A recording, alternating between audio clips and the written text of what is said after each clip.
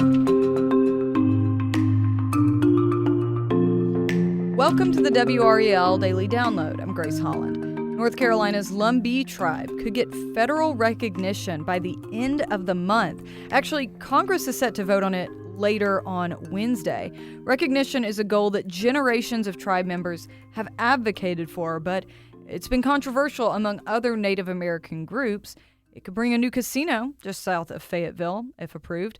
WRAL's Will Doran is here to break all of this down. Will, thank you so much for being here. Nice talking to you, Grace. Okay, so I feel like this went 0 to 100 really fast. So how did this recognition start happening this time around? Yeah, in some ways, this is something they've been pushing for decades and decades and decades. I mean, this is a multi-generation long fight by the Lumbee to try to win recognition. But yeah, on the other hand, this is something that there was literally no indication of this until Sunday night. And then it could become law potentially this week. The entire process might take less than a week.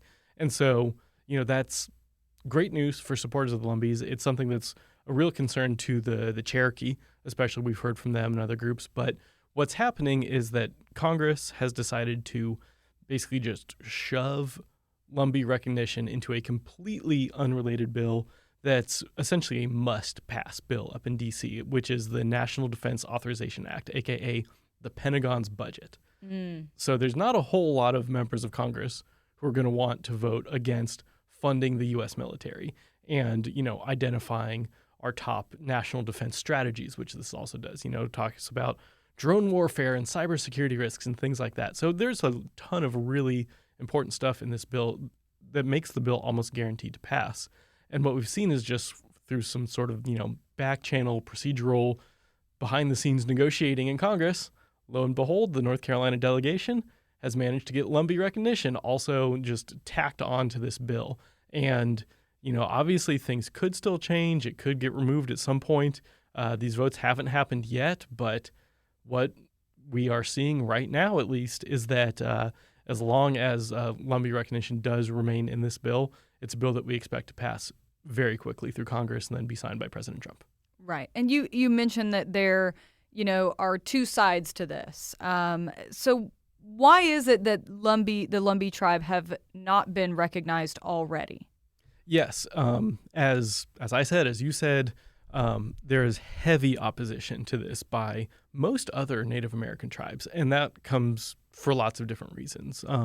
Some people say that the Lumbee aren't really a true, proper tribe, that they don't have the same kind of historical background that other recognized tribes have. They also say that, they can't point to the same sort of lineage as other tribes, or the same sort of, treaties in the past as other tribes have had. So they kind of question just their bona fides as a tribe itself, which is obviously something that the Lumbee heavily push back against.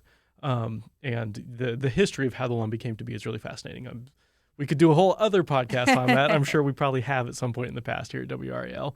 But it was really kind of a mix of escaped slaves and natives and other people in southeastern North Carolina who came together in the 1800s. Again, that's all for another episode. So, they do have, over 100 years of history. It's correct. Just not for as far back as, like you said, maybe the Cherokees in terms of documentation. Exactly. But that's not the only concern. And another big concern is, for good reason, a lot of tribes don't really trust the U.S. government to stay true to their word. There's a whole lot of history there. And when you become a federally recognized tribe, you are eligible for money from the federal government for health care, for education, other social safety net kind of programs. And there's a concern, especially because the Lumbees are so big. There's 55,000 members of the Lumbee Tribe. I believe it's the largest tribe east of the Mississippi that has yet to be federally recognized. So it added a ton of people into this program who could qualify for these new federal benefits. And the other tribes are probably rightfully concerned that the federal government won't increase funding enough to truly pay for all of that. So that by adding the Lumbee, you're essentially going to have to cut what gets paid out to other tribes. And then the third, again, competition, the Lumbee with federal recognition would be allowed to build a casino. And the main epicenter of the Lumbee Tribe is Robeson County here in North Carolina, right along I-95, the busiest interstate in the country, 20 minutes south of Fayetteville. Pretty prime location for building a casino. You could bring in people from the south, from the north, and obviously the Cherokee already have their casino out in Western North Carolina, Harrah's. There's casinos in Virginia too, but Right. The ability to put one right off of I-95 and just grab so many tourists that way definitely concerns a lot of folks as well. So those have sort of been the reasons why there's been such heavy opposition for years and years, decades and decades against the Lumbee. Right. And so, that begs the question, why now? After all of this back and forth and decades, why all of a sudden Sunday night did this get put into that bill? Do we know? Well, it's one of those things that, no one has really stepped out and taken credit for it so far. But what we do know is that Senator Tom Tillis here in North Carolina had been blocking a bunch of judicial confirmations for federal judges in Missouri. And now why was he doing that? Well, it just so happens that sort of the Senate lead for writing this NDAA bill is from Missouri. And so was that maybe some strong arm negotiation to, you give me what I want in this bill and I'm, going to quit blocking all those nominations and let you guys have your judges? Could be. I've reached out to Tillis's office for confirmation, and we'll see what he has to say about that. But we know that this has been something that's been supported by most members of the North Carolina delegation, not really the members from Western North Carolina where the Cherokee are more powerful, but both of our senators support it. And also President Trump supports this. Former President Joe Biden supported this as well. So, this has really been the kind of thing where even despite bipartisan agreement, even at the national level from presidents, it's just never been able to pass as a standalone bill because the opposition from senators out in places like Oklahoma and the Dakotas, where there's large native populations, have just killed it every time it's come up. So there's this new strategy that they think could be the way to actually get it done by just not having a standalone vote and just rolling it into this completely unrelated thing. Okay, let's take a quick break right there, and we'll be right back.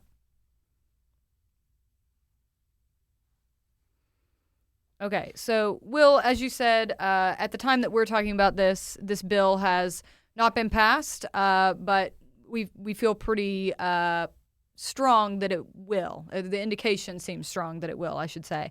So if and when this passes, what will this change for the members of the Lumbee Tribe?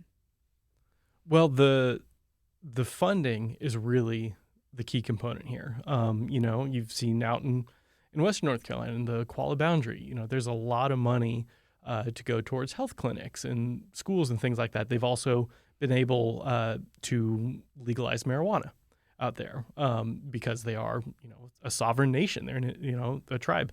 And so those are all things that, could potentially become open to the Lumbee if this were to pass. The casino is, probably not in the first few months or even the first year kind of thing, but that could be a fairly, short to medium term goal as well. We don't know exactly yet what their plans could be for that. But, this could really have an impact, not just for the 55,000 people who are members of the tribe, but also just the broader state population as well. The economy,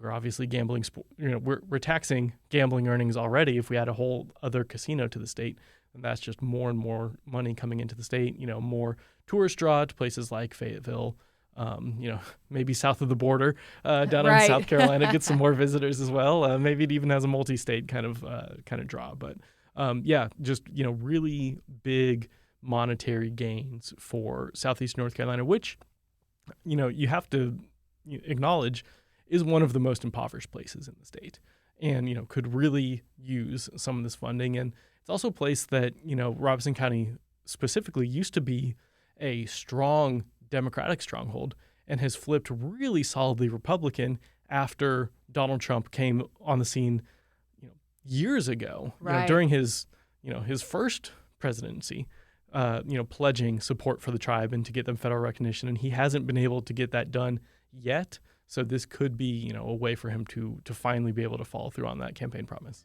All right. Well, thank you so much, Will. We appreciate it. And thank you for listening to the WRAL Daily Download and for making us part of your morning routine.